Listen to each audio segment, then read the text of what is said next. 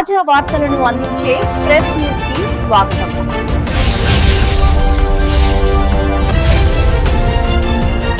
Bulletin లో ముందుగా headlines. మెదక్లో మీడియాతో మాట్లాడిన మాజీ మంత్రి హరీష్ రావు.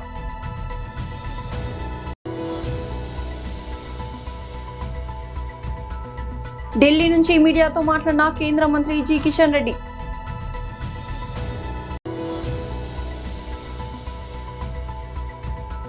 తాడేపల్లిలోని పార్టీ కేంద్ర కార్యాలయంలో నేతలతో వైఎస్ జగన్ సమావేశం. డీఎంకే ఒక దుష్టశక్తి, ఈ రోడ్డు భారీ బహిరంగ సభలో విజయ్ తీవ్ర వ్యాఖ్యలు. మెదక్లో మీడియాతో మాట్లాడిన మాజీ మంత్రి హరీష్ రావు. మన మెదక్ జిల్లాలో పాపన్నపేట, హవేలీ గన్పూర్, కొల్చారం, మెదక్ రూరల్ మండలాలు ముఖ్యంగా ఈ గణపురం ఆనకట్ట మీదనే ఆధారపడి యాసంగి పంటలు సాగు చేయడం జరుగుతుంది. అయితే సింగూరు ప్రాజెక్టు మరమ్మతు చేయాలనేటువంటి పేరిట ఇవాళ సింగూరు ప్రాజెక్టు మొత్తం కూడా ప్రభుత్వం ఖాళీ చేసింది. ప్రభుత్వం సకాలంలో చర్యలు తీసుకోకపోవడం వల్ల సింగూరు మరమ్మతు పోయిన వేసవి కాలంలో చేసి ఉంటే ఇవాళ యాసంగి పంటలో రైతులకు ఇబ్బంది ఉండేది కాదు. మరి ఇప్పుడు కూడా సింగూరులో దాదాపు 15 టీఎంసీల నీళ్లు ఉన్నాయి. యాసంగి పంటను కాపాడుతూ కూడా సింగూరు ప్రాజెక్టును మరమ్మతు చేయడానికి అవకాశం ఉంది. కానీ ప్రభుత్వానికి చిత్తశుద్ధి లేదు. ఇవాళ రైతుల్ని చాలా కన్ఫ్యూజన్లో పెడతా ఉన్నారు.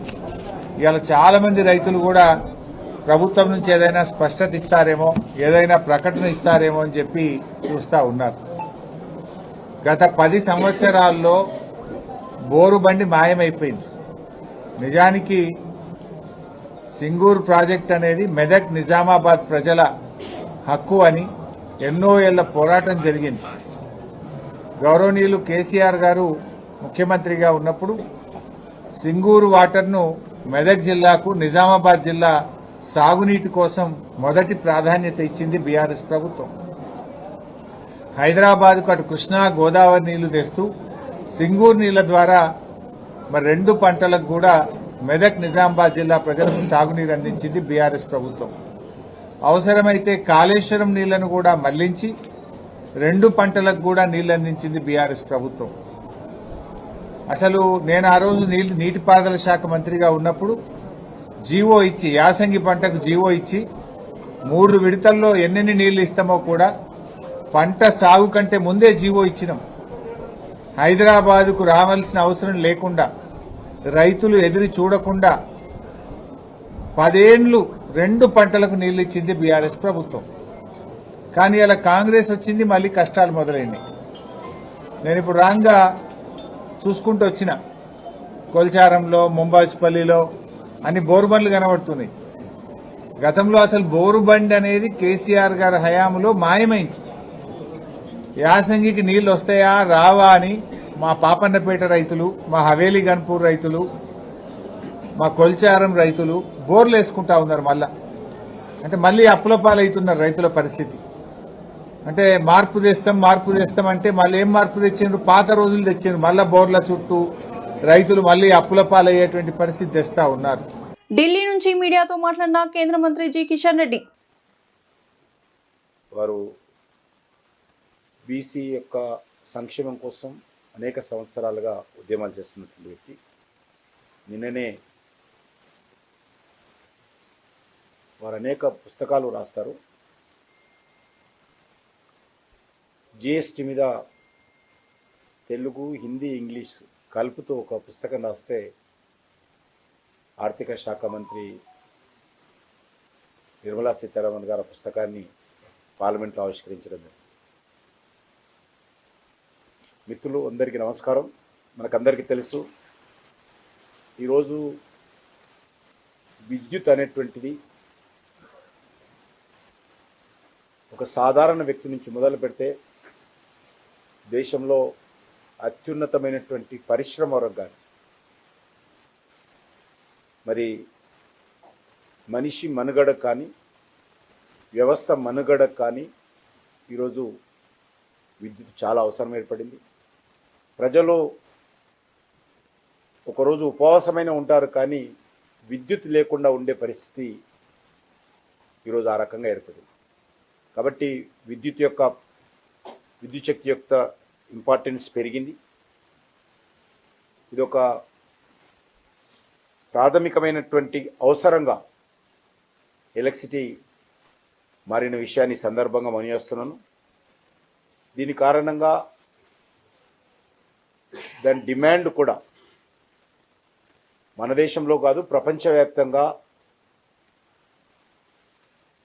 పవర్ డిమాండ్, విద్యుత్ శక్తి డిమాండ్ కూడా రోజు రోజుకు పెరుగుతూ ఉంది. మన చేతిలో ఉన్నటువంటి సెల్ ఫోన్ నుంచి మొదలు పెడితే అన్ని రకాలుగా పవరు ప్రాధాన్యత పెరిగింది.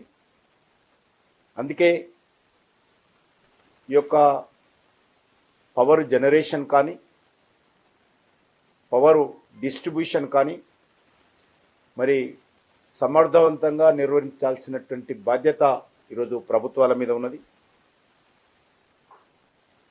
గత 11 సంవత్సరాలుగా నరేంద్ర మోడీ గారి ప్రభుత్వము దీనిపైన దృష్టిని పెట్టి విద్యుత్ ఉత్పత్తి పైన, విద్యుత్ సరఫరా పైన కేంద్ర ప్రభుత్వము తన బాధ్యతను సమర్థవంతంగా నిర్వహిస్తూ ఉంది.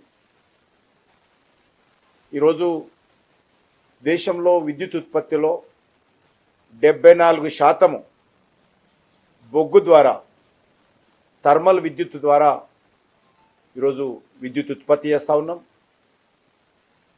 ఇది దేశంలో డిమాండ్ ఎంతకు పెరిగినప్పటికీ కూడా మా మినిస్ట్రీ తరఫున బొగ్గును ఉత్పత్తి చేసి ఆయా థర్మల్ విద్యుత్ ఉత్పత్తి చేసేటువంటి పరిశ్రమలకు అందించడానికి మేము సిద్ధంగా ఉన్నాం. తాడేపల్లిలోని పార్టీ కేంద్ర కార్యాలయంలో నేతలతో వైఎస్ జగన్ సమావేశం. లోయెస్ట్ లెవెల్లో ఉన్న గ్రామ స్థాయిలో ఉన్న క్యాడర్ నిజంగా ఇంత కమిటెడ్గా ఒక ఉద్యమాన్ని మనస వాచ కర్మన దీన్ని ఎట్టి పరిస్థితుల్లోనూ కూడా ఈ ఉద్యమంను, ఈ స్ఫూర్తిని, ప్రజలు ఇక్కడ చెప్పే ఈ గళాన్ని ఖచ్చితంగా వినిపించేట్టుగా చేయాలి. రాష్ట్ర ప్రభుత్వం మెడలు వంచాలి, ఆ నిర్ణయం వెనక్కి తీసుకునేట్టుగా రాష్ట్ర ప్రభుత్వం మీద ఒత్తిడి తీసుకుని రావాలి అని చెప్పి పట్టుదలతో ఇంత గొప్ప ఉద్యమం చేసిన చరిత్ర బహుశా రాష్ట్రంలో ఎప్పుడూ కూడా జరిగి ఉండదు. నిజంగానే అందరికీ కూడా ఇక్కడ నుంచి మొదలు పెడితే గ్రామ స్థాయిలో ఉన్న ప్రతి కార్యకర్త దగ్గర వరకు కూడా ప్రతి ఒక్కరికి కూడా మనస్ఫూర్తిగా కృతజ్ఞతలు, అభినందనలు రెండు కూడా తెలియజేస్తా ఉన్నాను.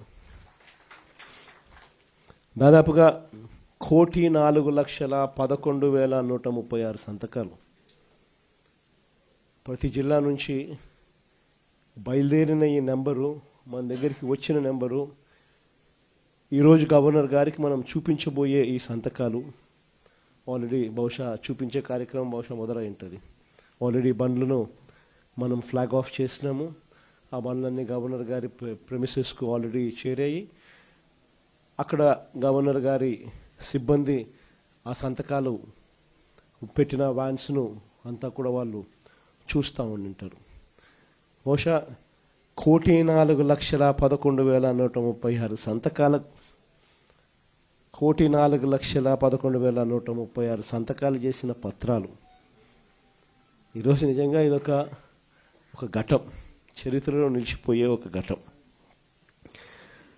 ఈరోజు నిజంగా చంద్రబాబు నాయుడు గారు తన ఈ మధ్యకాలంలోనే నిన్ననే కలెక్టర్ల సదస్సు జరుగుతూ ఉన్నప్పుడు తన నోట్లో నుంచి వచ్చిన కొన్ని మాటలు ఆశ్చర్యం కలిగించాయి. ప్రజల్లో గ్రాఫ్ చాలా పడిపోతూ ఉంది, దానికి కారణం కలెక్టర్ల పనితీరు సరిగ్గా లేదు అని చెప్పే పరిస్థితిలో చెప్తా ఉన్నాడు. పొద్దున పేపర్ చదివితే అయ్యో అని మొత్తుకున్నట్టు. కలెక్టర్ల గ్రాఫ్ బాగాలేక కాదు స్వామి, నీ గ్రాఫ్ బాగాలేక పడిపోతా ఉంది, నీదేనే నీకు అర్థం కావడంలా. నీ హయాంలో నువ్వు వచ్చిన తర్వాత ప్రజలకు ఏదైనా మంచి జరిగిందా అని అంటే ఒకటే మంచి జరగల. చంద్రబాబు నాయుడు గారు ఈ 18 నెలల కాలంలో, దాదాపు 18 నెలలే ఉంది, ఈ బడ్జెట్ వస్తే మూడో బడ్జెట్ ప్రవేశపెడతా ఉన్నాడు.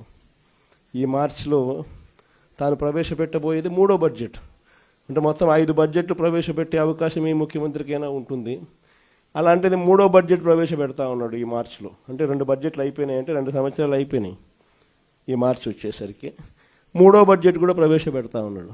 తమిళనాడు రాజకీయాల్లో వేడి రాజుకుంది. నటుడు, రాజకీయ నాయకుడు విజయ్ అధికార డీఎంకే ప్రభుత్వంపై తీవ్ర స్థాయిలో విరుచుకుపడ్డారు. డీఎంకే ఒక దుష్ట శక్తి అని, తన తమిళగ వెట్రి కలగం టీవీకి స్వచ్ఛమైన శక్తి అని వ్యాఖ్యానించారు. ఈరోడ్ జిల్లాలో ఈ రోజు నిర్వహించిన భారీ బహిరంగ సభలో ఆయన ప్రసంగించారు. గత సెప్టెంబర్ 27న కరూర్ సభలో జరిగిన తొక్కిసలాటలో 41 మంది మరణించిన తర్వాత తమిళనాడులో విజయ్ నిర్వహించిన తొలి భారీ బహిరంగ సభ ఇది. నేను మళ్ళీ చెప్తున్నా, డీఎంకే ఒక దుష్ట శక్తి, టీవీకే స్వచ్ఛమైన శక్తి. ఈ పోరాటం ఈ రెండింటి మధ్య జరుగుతుంది అని విజయ్ తన ప్రసంగంలో స్పష్టం చేశారు. శాంతి భద్రతలు, నీట్ పరీక్ష మినహాయింపు వంటి అంశాలపై స్టాలిన్ సర్కార్ను లక్ష్యంగా చేసుకున్నారు. డీఎంకేకు సమస్యలకు ఫెవికాల్తో అంటించినంత సంబంధం ఉంది, వాటిని వేరు చేయలేమంటూ ఎద్దేవా చేశారు. సభ ముగిశాక ప్రజలందరూ సురక్షితంగా ఇళ్లకు వెళ్లాలని ఆయన విజ్ఞప్తి చేశారు. ఈ సభకు రాజకీయంగానూ ప్రాధాన్యత ఏర్పడింది. ఇటీవల అన్నా డీఎంకే నుంచి బహిష్కరణకు గురై టీవీకేలో చేరిన సీనియర్ నేత, ఎన్నికల వ్యూహకర్త కేఏ సెంగొట్టోయన్ సొంత ప్రాంతమైన విజయమంగళం సమీపంలో ఈ సభను నిర్వహించడం గమనార్హం. ద్రావిడ ఉద్యమాల కుదువలమైన పట్టున్న పశ్చిమ తమిళనాడులో తన ఉనికిని చాటుకునేందుకు విజయ్ ఈ ప్రాంతాన్ని ఎంచుకున్నట్లు విశ్లేషకులు భావిస్తున్నారు. కరూర్ విషాదం పునరావృతం కాకుండా ఈ సభకు పోలీసులు కనివిని ఎరుగని రీతిలో భద్రతా ఏర్పాట్లు చేశారు. సుమారు 35,000 మంది హాజరవుతారని అంచనా వేసి 1,300 మందికి పైగా పోలీసులను మోహరించారు.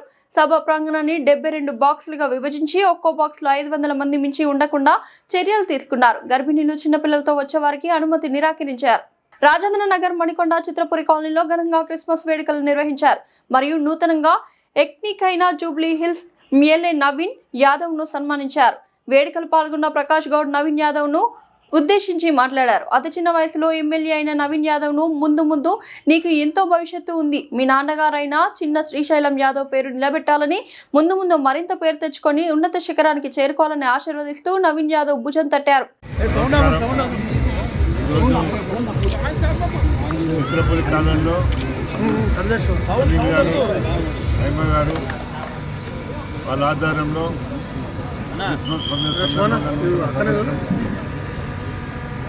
నవీన్ యాదవ్ను సన్మానించాలని ఒక కోరిక అనిల్ గారికి. మాకు కూడా మన కాన్ఫరెన్స్ చేయాలని మొన్ననే మాట్లాడుకొని ఈ కార్యక్రమం పెట్టుకుంటాం. చాలా సంతోషం. ముందుగా మా శివసేనని అభినందించాను.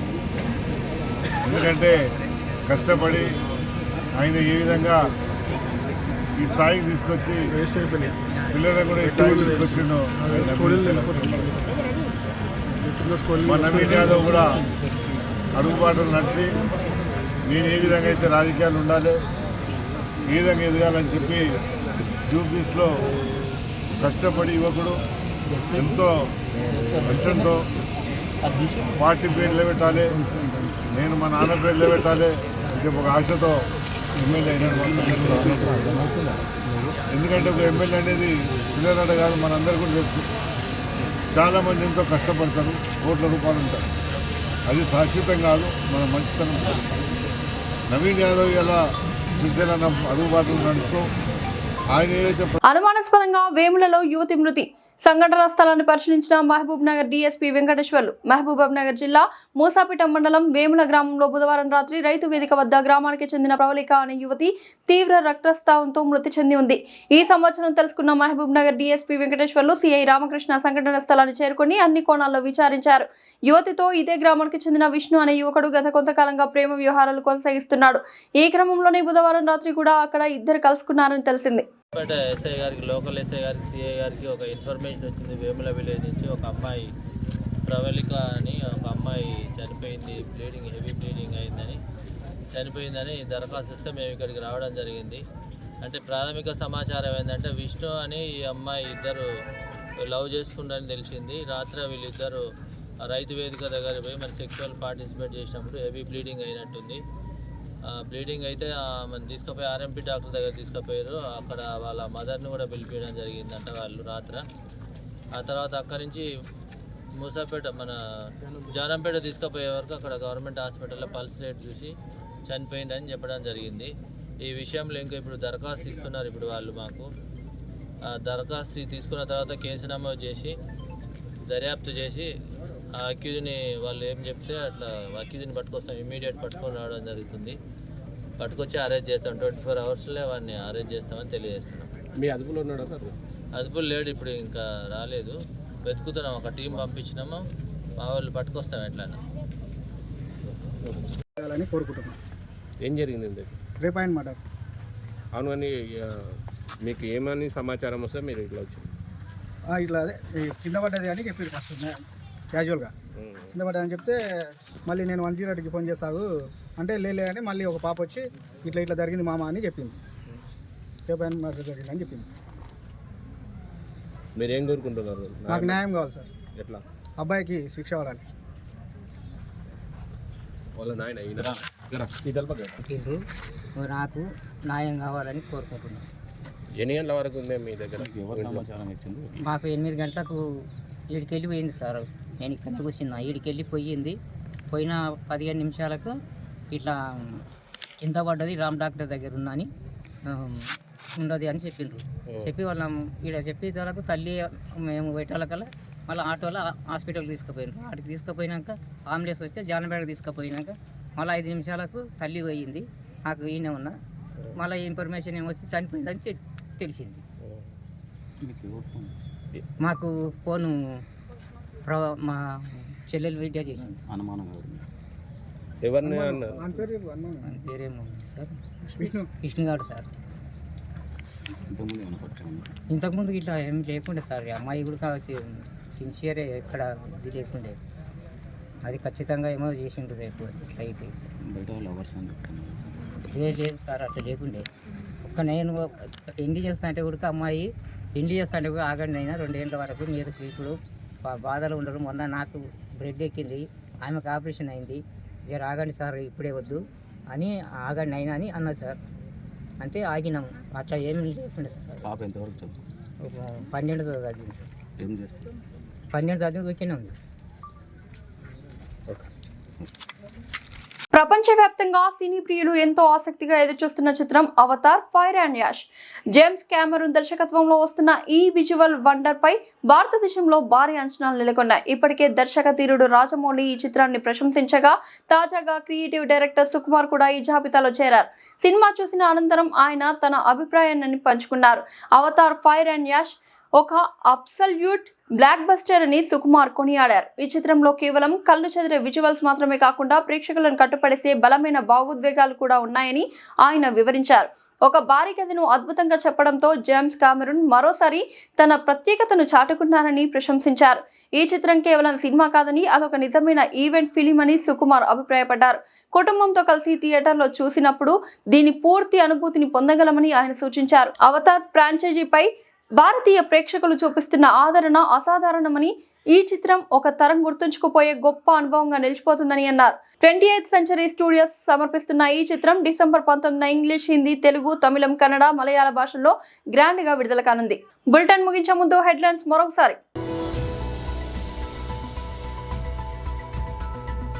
మెదక్లో మీడియాతో మాట్లాడిన మాజీ మంత్రి హరీష్ రావు.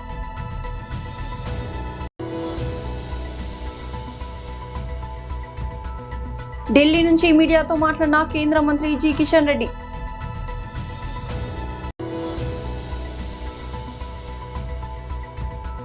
తాడేపల్లిలోని పార్టీ కేంద్ర కార్యాలయంలో నేతలతో వైఎస్ జగన్ సమావేశం. డీఎంకే ఒక దుష్ట శక్తి, ఈ రోడ్డు భారీ బహిరంగ సభలో విజయ్ తీవ్ర వ్యాఖ్యలు. ఇది వాల్టి బులెటిన్ అప్డేట్. మరొక బులెటిన్ లో మళ్ళీ కలుద్దాం. అంతవరకు సెలవు. తాజా వార్తలను అందించే ప్రెస్ న్యూస్ కి స్వాగతం.